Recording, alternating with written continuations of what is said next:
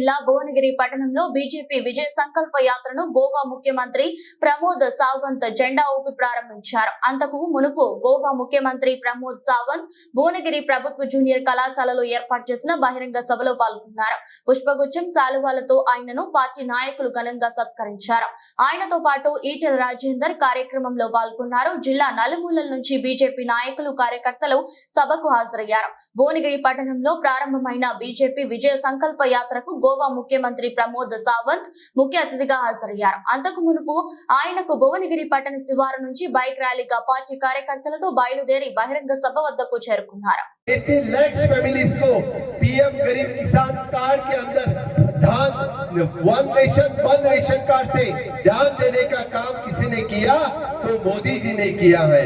यहाँ से 5 लाख लोगों को स्ट्रीट वेंडर को स्वनिधि स्कीम किसी ने दिया तो मोदी जी ने दिया है।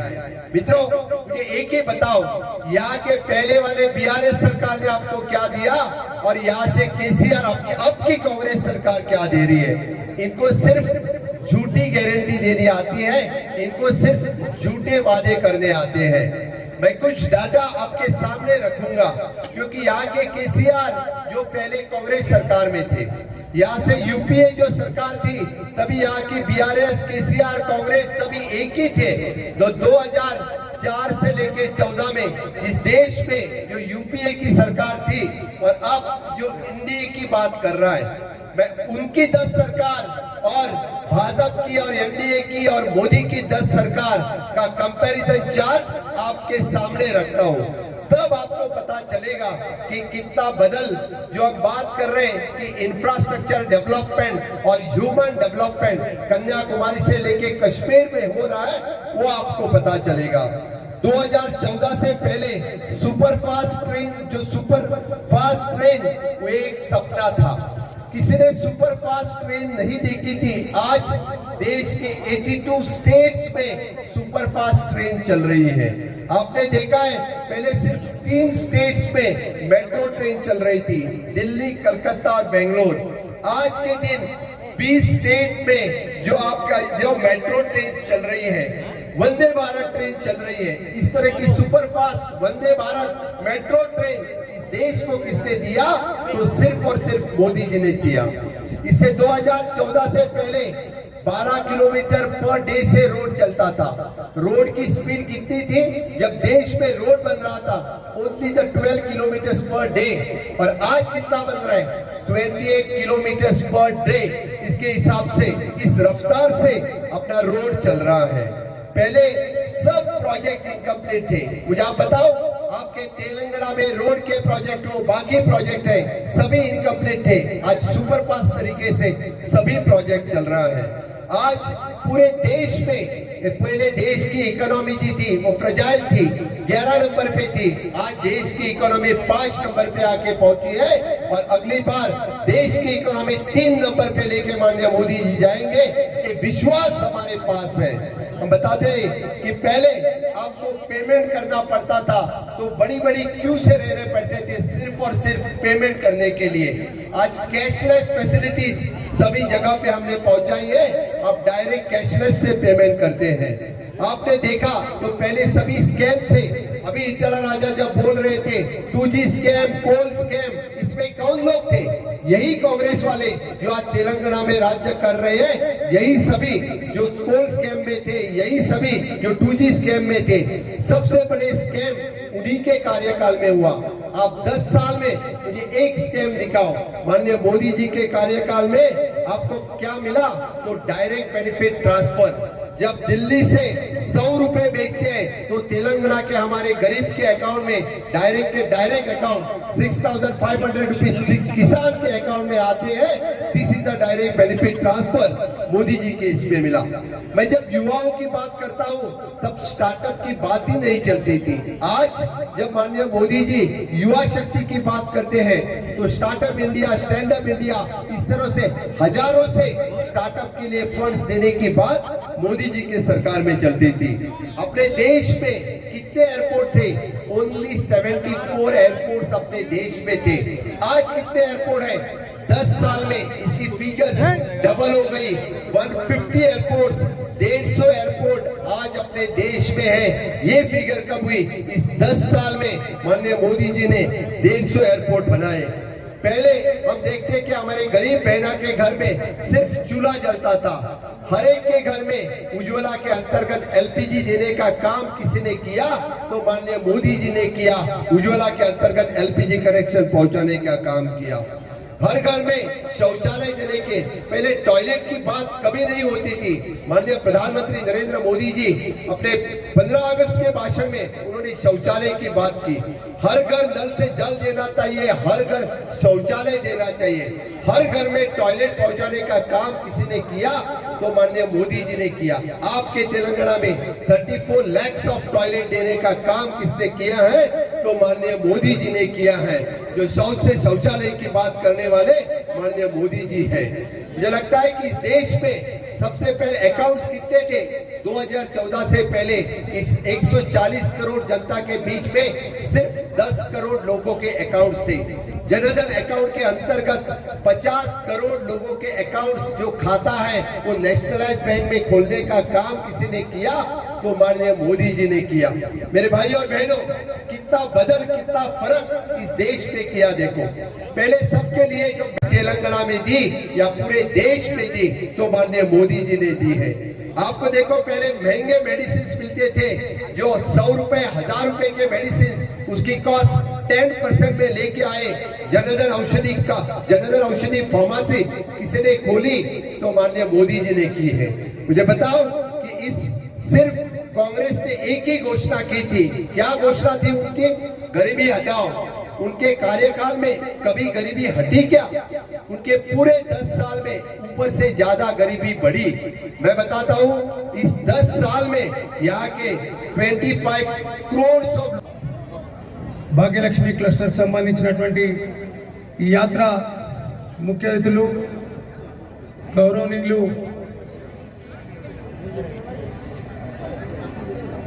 కార్యక్రమంలో పాల్గొంటున్నారు కూడా బయట వెయిట్ చేస్తున్నటువంటి కూర్చోవాల్సిందిగా కోరుతాను. జై బీజేపీ, జై జనతా, జై జై ప్రమోద్ సావంత్ जी and his Etal Rajendra ji on behalf of the Yadadri Bongiri district, we welcome you, sir.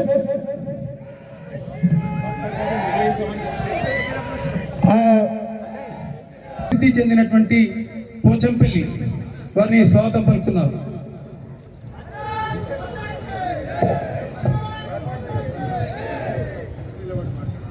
మహేంద్రనా side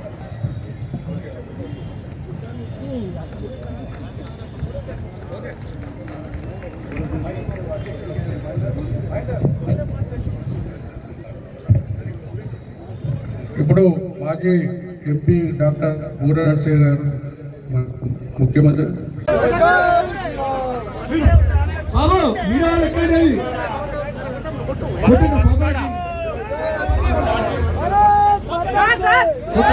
జై శ్రీరామ్, జై శ్రీరామ్, జై శ్రీరామ్, జై శ్రీరామ్, జై శ్రీరామ్.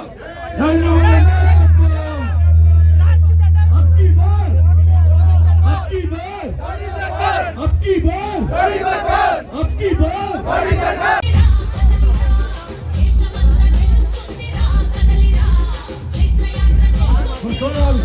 बाबू ఇక్కడ వెళ్తున్నాను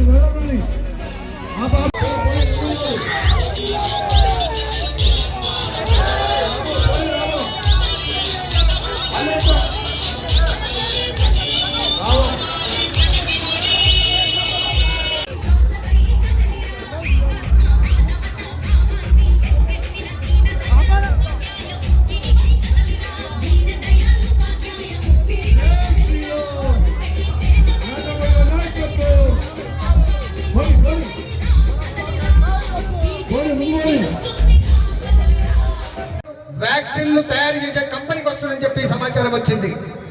మేము పోవచ్చా అని చెప్పి అడిగినాం. ఇది వారు వ్యక్తిగతంగా వచ్చిపోతుందని చెప్పాడు. ఏమిచ్చింది? ప్రపంచమంతా గలగలలాడుతుంటే ఈ కరోనా మహమ్మారి ప్రతి కుటుంబాన్ని వేధిస్తే భారత ప్రజానికి అందించిన ఘనత నరేంద్ర మోడీ గారు అది భారత జాతికి మాత్రమే దక్కింది. ఏమంటారు మన దేశాన్ని? అభివృద్ధి చెందు భారతదేశం థర్డ్ వరల్డ్ కంట్రీ కాదు. భారతదేశం దీనికి వ్యాక్సిన్ లేదట, దీనికి మందు లేదట, దీనికి ఉన్నదల్లా ఒక ధైర్యమే అని చెప్పి 140 కోట్ల ప్రజానీకానికి ధైర్యం ఇచ్చి जय श्री राम। भारत माता की, भारत माता की। फिर एक बार सबसे पहले आज के इस विजय संकल्प यात्रा में हमारे साथ में यहाँ पे है हमारे एक्स मिनिस्टर श्री इटाला राजा जी, हमारे यहाँ के वाइस प्रेसिडेंट मंत्री बनने के लिए यहाँ पे इस विजय संकल्प यात्रा निकाल रहे हैं। मैं आज इस तेलंगाना के भूमि में फिर एक बार मोदी जी को विजय संकल्प यात्रा से पीएम बनाने के लिए फिर एक बार मोदी को चुनने के लिए यहाँ पे आए हैं। मेरे भाइयों और बहनों, आपने बीआरएस जाके केसीआर की पार्टी जाके यहाँ के कांग्रेस की पार्टी आ गई। यहाँ के कांग्रेस के पार्टी ने आपको 6 गारंटी दी थी। इस 6 गारंटी में उन्होंने कितने सारी गारंटी पूरी की वो मुझे आप बताना। एक भी गारंटी पूरी की है क्या? एक भी गारंटी पूरी की है क्या? तो किसकी गारंटी चल सकती है? सिर्फ मोदी की गारंटी चल सकती है इस देश पे, और किसी की गारंटी नहीं चल सकती है। कांग्रेस ने झूठी गारंटी पे यहाँ पे सरकार लाया, लेकिन उन्होंने एक भी गारंटी पूरी नहीं कर सकी।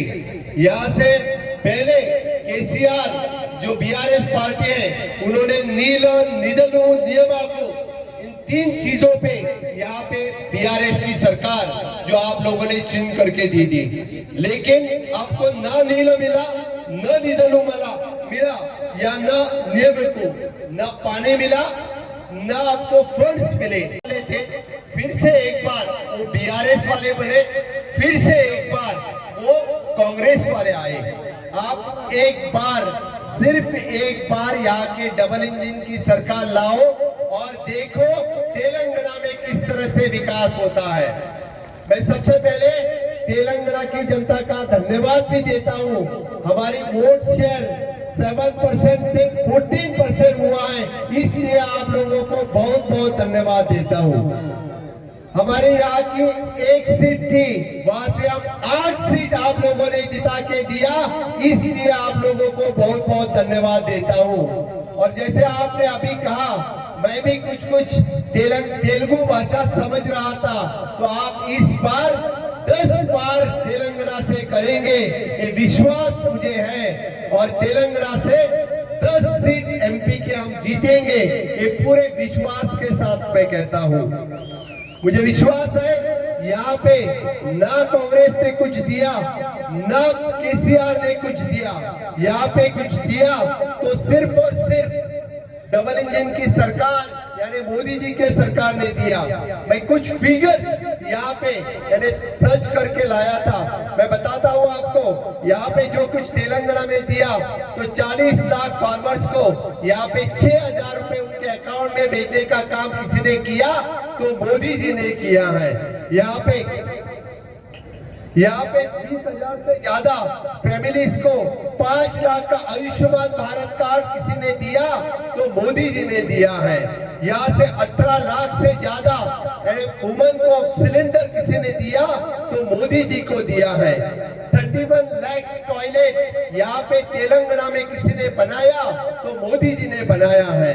यहाँ से कॉस्ट 10% में लेके आए। जनधन औषधि फार्मेसी किसी ने खोली, तो माननीय मोदी जी ने की है।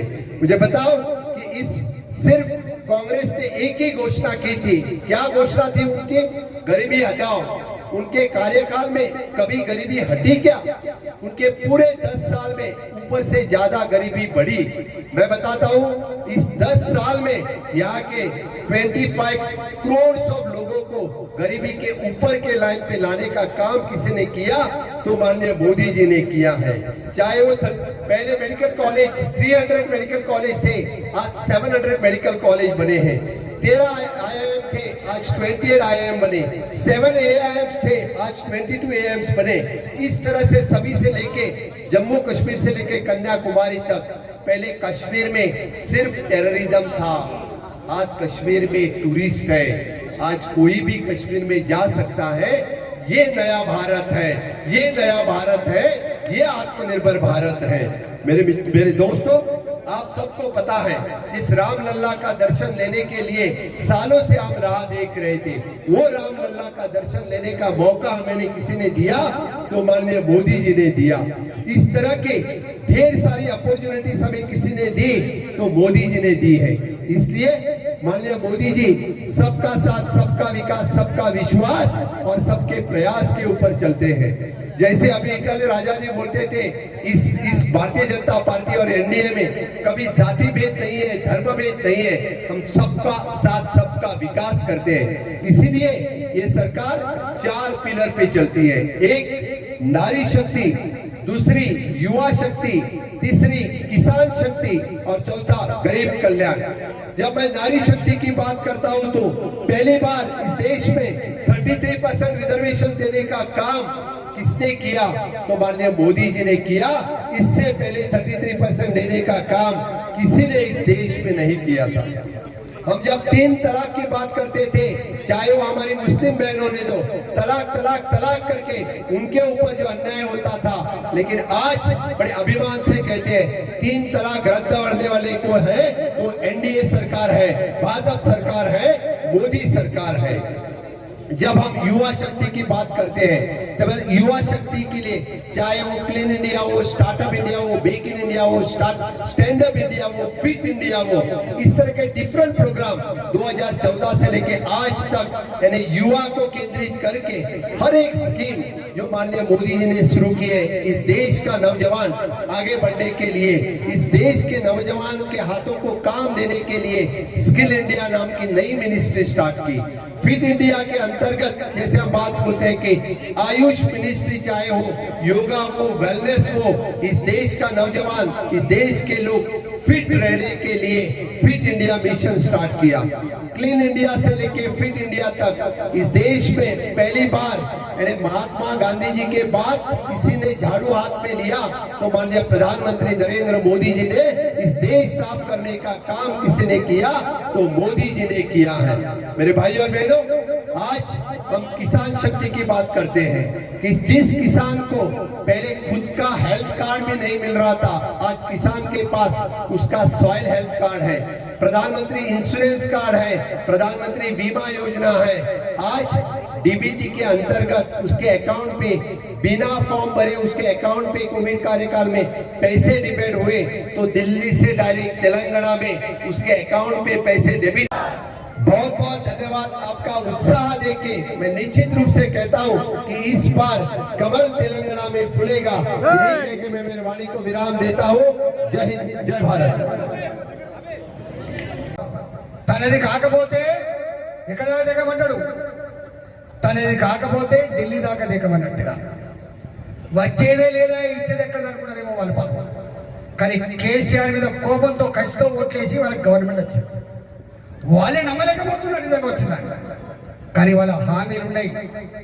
ఇప్పుడే నేను విమర్శించదలుచుకోలేదు, కానీ మీరు ఇచ్చిన హామీలు అమలు చేయగలిగే సత్తా నీ ప్రభుత్వానికి ఇప్పుడు కాదు కదా, ఇంకా 10 ఏళ్ళకు కూడా ఉండదనే విషయం రేపు చెప్తాం. మళ్ళీ ఎన్నికల ఏమి ఇచ్చినావు నువ్వు? 2 లక్షల రూపాయలు రుణమాఫీ చేస్తా అని చెప్పినావు కదా, చేస్తావా నువ్వు? అవుతుందా నీతోటి? కార్యదీక్ష ఉన్న ముఖ్యమంత్రి అని చెప్పిండు, రాజు రాసుకునే దెబ్బలకు కొలువ అని చెప్పిండు, నేనే గొప్ప అని చెప్పిండు. గా ముఖ్యమంత్రి 1 లక్ష రూపాయలు రుణమాఫీ చేయలేక చతికిల పడ్డాడు కేసీఆర్. చివరికి జీతాలు ఇవ్వమంటే కొన్ని జిల్లాలకు ఫస్ట్ వీక్ లో, కొన్ని జిల్లాలకు సెకండ్ వీక్ లో, కొన్ని జిల్లాలకు థర్డ్ వీక్ లో ఇచ్చే పరిస్థితి వచ్చింది. ఆ ముఖ్యమంత్రి దళితులకు దత్తబంధు ఇస్తా అని చెప్పిండు, గొల్ల కురుమలకు గుర్లిస్తా అని చెప్పిండు, బీసీలకు బీసీ బంధు ఇస్తా అని చెప్పిండు. ఏది ఇవ్వలేకపోయిండు. ఇది కూడా అంతకంటే దారుణంగా విఫలమైతే తప్ప ఇంకోటి కాదు. అందుకే భారతీయ జనతా పార్టీ ఇవాళ ఈ ఎన్నికలు బీఆర్ఎస్ పార్టీ ఎన్నికలు కాదు, ఈ ఎన్నికలు బీఆర్ఎస్ పార్టీ కొట్టే ఏం చేస్తారని ఎంపీఐ ఏమి చేసేది లేదు. కాంగ్రెస్ పార్టీ గతంలో 40 వచ్చింది, ఈసారి మళ్ళీ 40 వస్తలేదు తెలియదు. నార్త్ ఇండియాలో తుడిచిపెట్టకపోతుంది. ఇలా మిల్క్ అంటే ఇక్కడనే అది కూడా ఇలా ఉండే పరిస్థితి లేదు. కాబట్టి ఇవాళ మీరు తెలంగాణ ప్రజలారా మేము ఒక్కటే అడుగుతున్నాం, సురక్షితంగా సుభిక్షంగా ఆత్మ గౌరవంతో ఆ గల్లెగిరేసుకొని భారత బిడ్డగా బతికే స్థితి రావాలంటే ప్రపంచ చిత్రపటం మీద భారత ఆత్మ గౌరవాన్ని నిలిపిన గౌరవం మళ్ళీ ఉండాలంటే గెలవాల్సింది భారతీయ జనతా పార్టీ. మీరు ఆశీర్వదించాల్సింది నరేంద్ర మోడీ గారిని. కాబట్టి తప్పకుండా మీరు పార్టీతో సంబంధం లేకుండా, జెండాలతో సంబంధం లేకుండా ఈ మట్టి బిడలుగా నరేంద్ర మోడీ గారిని, భారతీయ జనతా పార్టీని సంపూర్ణ మెజార్టీతో గెలిపించాలని చెప్పి కోరుతా ఉన్నాం. ఇక్కడ ఏదో 5 సీట్లకే గెలుస్తుంది భారతీయ జనతా పార్టీ, 10 సీట్ల మీద 17 సీట్ల మీద కొట్లాడుతుంది భారతీయ జనతా పార్టీ. తెలంగాణ అండతో మాత్రం ఇవాళ భువనగిరి పార్లమెంట్ లో కూడా గొప్ప మెజార్టీతో గెలిపించమని చెప్పి కోరుతూ సెలవు తీసుకున్నా. జై తెలంగాణ, జై తెలంగాణ, భారత్ మాతాకి, భారత్ మాతాకి.